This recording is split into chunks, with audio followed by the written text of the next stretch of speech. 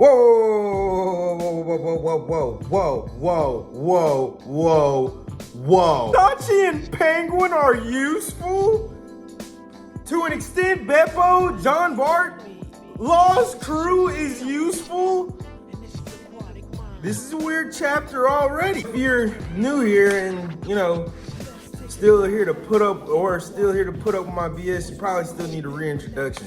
My name is Nick Urameshi. I talk about anime and manga. I'm talking about One Piece today. So, just to go ahead and clear this up now, I'm sorry. I'm sorry for, not really just being as consistent as I should be.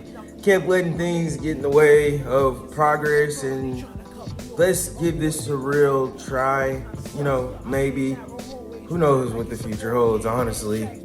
But just go ahead and get into this chapter. This is One Piece chapter 1064. How did I like the chapter? It was dope. I'm not even gonna lie. Automatically, the chapter starts off with Law versus Blackbeard. If you didn't know, in the last chapter, that's what happened.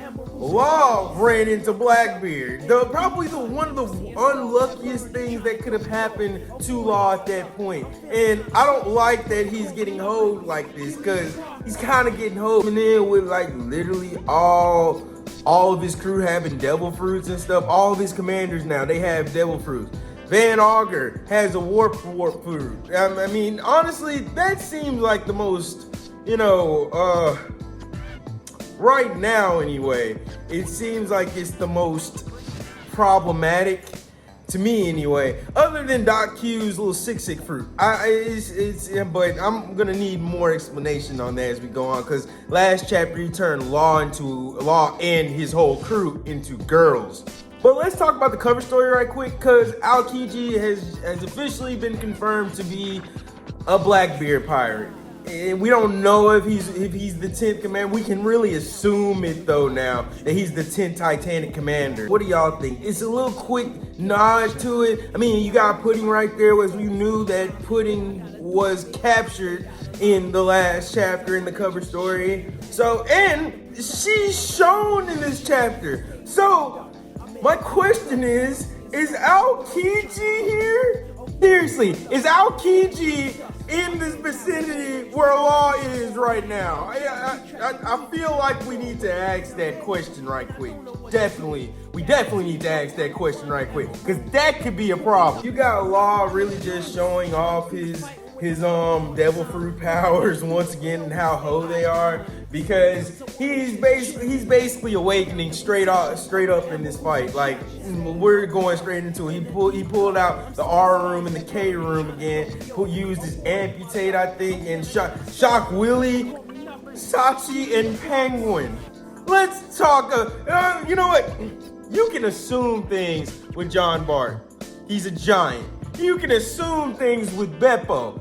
He's a mink. He's got Electro. He doesn't show it, but he's got it. And 9 times out of 10, he's got it anyway. And it's been confirmed that he has Sulon. But Sachi and Penguin did something in this chapter. And just to be real with you, it seems like they're Pokemon at this point, because it's been explained that Sachi and Penguin apparently being raised in the cold waters of the North Blue. Yeah, they're really good swimmers apparently, and probably have weird water powers. Are they fishmen? I don't think they're fishmen, but are they? Or at least they know some form of fishman karate. Like Penguin literally was underwater, sucked up all the water in the air. Pause. My bad. That was crazy. Unleashed it. By the way, Doc Q be throwing exploding apples. I've never seen that before, or maybe I just never noticed it before, but apparently that's a thing that he does. Water-style water bullets, because that's literally what it feels like right there. That was weird. He turned into a puffer fish, basically.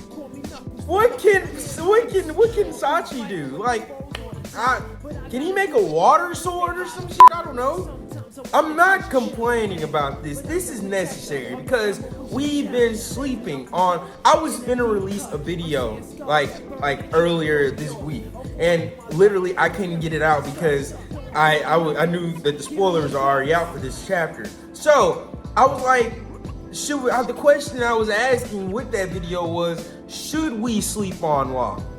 I don't think so. I'm gonna be honest with you. I don't think we should sleep on Law's crew. Like it seems like that's what Oda's trying to tell us anyway. In so many words, he's saying, okay, if we're in sea, you are not fucking with the Heart Pirates. Like, this is probably the worst situation you could have done.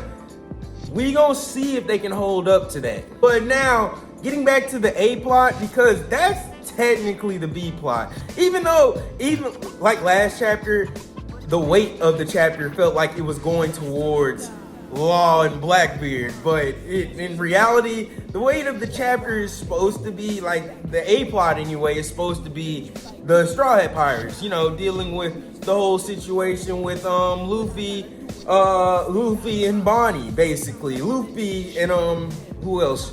Chopper and Jinbei are with Bonnie right now, Jewelry Bonnie, and she has just turned them, she just effed with their ages basically, and she made Luffy old, and he turned into that. I feel like that's the old version of what bad future Luffy is supposed to look like.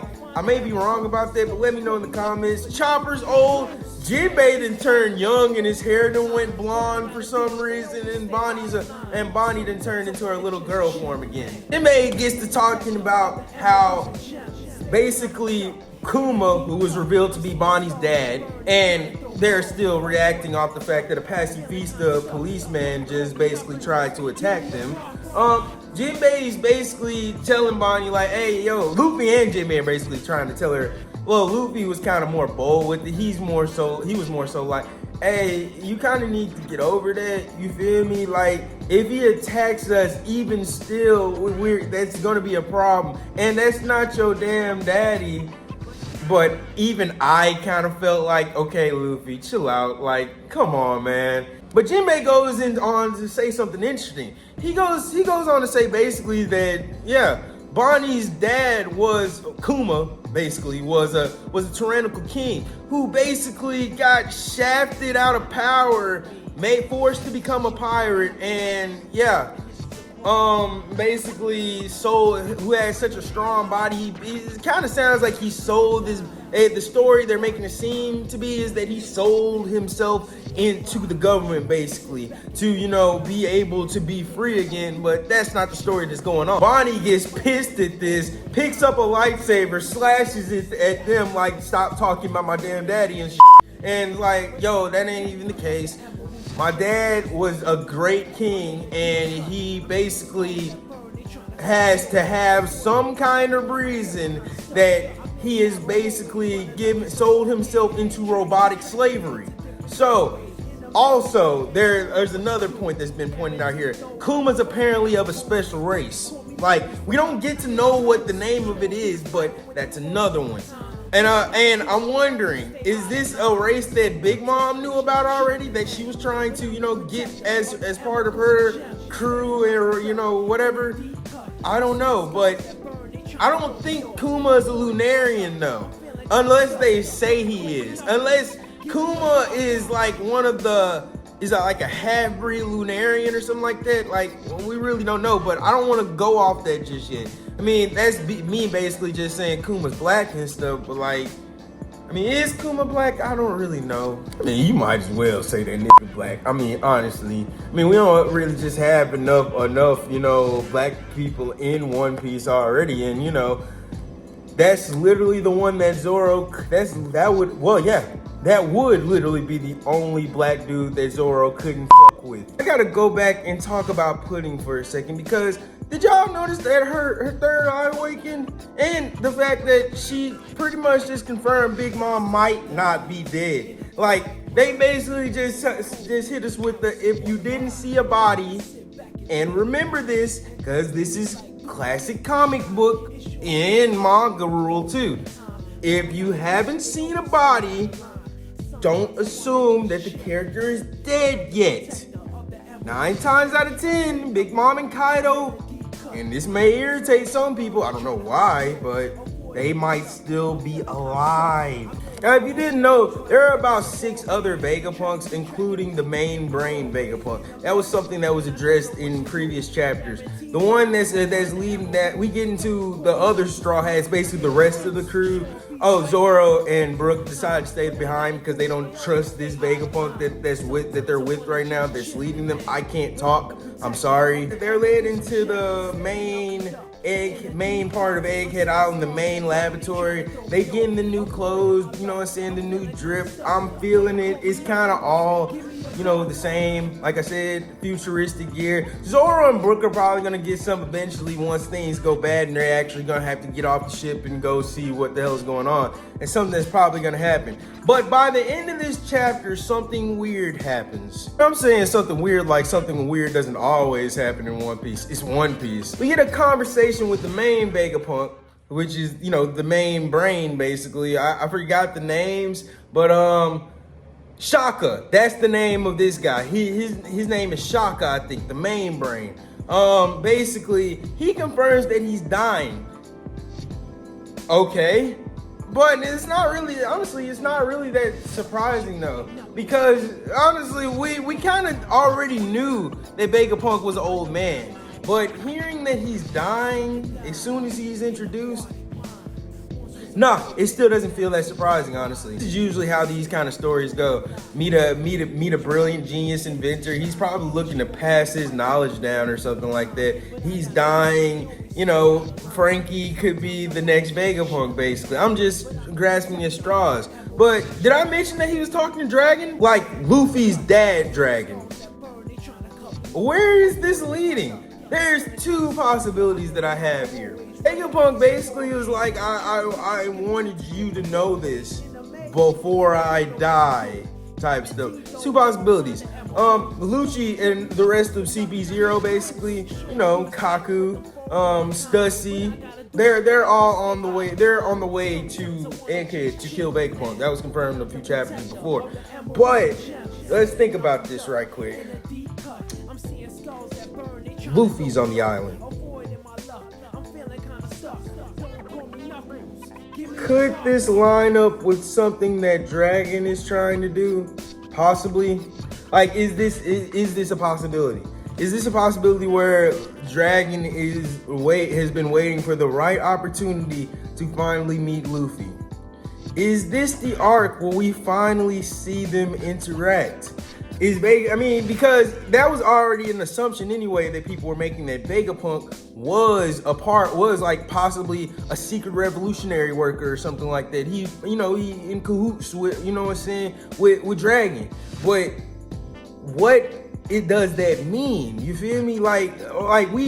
I've seen people talk about this, seen people get to this point of talking about this, but like, it's kind of up in the air as to what he could mean right now. We can only guess at things. Like, is he telling Dragon, yo, you might need to come save me because I might be from the doubt soon? But like, it's not that. I think what's going on is Vegapunk is sick.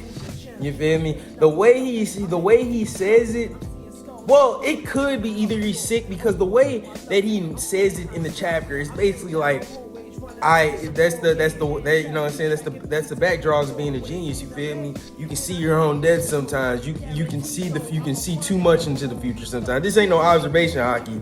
This is him just guessing. This is him just guessing, basically, just knowing, okay, things are lining up. That thing that Lucci mentioned a while back about the thing that is not to be mentioned, about Leloucia Kingdom, you know, the Leloucia Kingdom getting destroyed.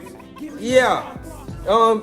What if Vegapunk does have something to do with why it was destroyed? You know, like, what if he's kind of learned too much? I mean, we all assume really that they tried to get rid of Leloucia. Well, at least some people assume that they tried to get rid of Leloucia because of Sabo. But notice what the chapter was saying back then.